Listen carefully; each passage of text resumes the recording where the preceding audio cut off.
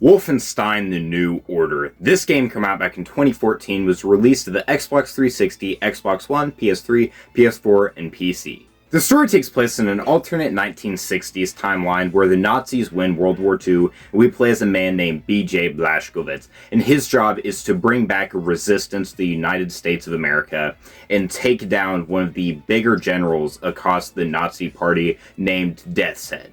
That's all I can say without avoiding spoilers, but one thing I will say is I absolutely love the story of this game. I love how unique this game is, so it isn't just the 1960s. This game decided to implement a lot of sci-fi elements that I really do like because it makes it better than a lot of other kind of World War II shooters. I really do like how real the characters feel in this game. I think it does a really great job with that in creating a character like B.J. Blazkowicz. Another thing is I love all the different storylines when it comes to these characters individually, because they all have some different background that I really did like. And all in all, I think they were really passionate about this story, and it really does show that. I think the only issue I would have is sometimes it goes a little bit too much sci-fi, but never to the point where I want to turn it off. And that's what I loved about this game. It has a really great story. And then there's the gameplay, which honestly is just as great as the story. I think all the different weapons encapsulated in this game is really great, and they feel really exclusive to this experience.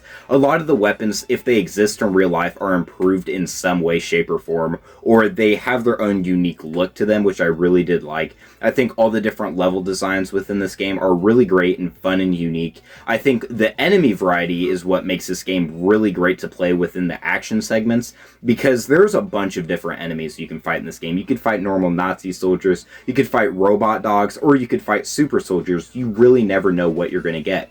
And with that, there's also stealth parts of this game which you have to do because there's certain enemies that will call in reinforcements, which is something that I really did like. I all in all think this game is honestly really great with the story, and then the overall aesthetics do a really good job at showing kind of what the Nazi party would look like if they had taken over some of these different areas within the world, which is something that I really did like.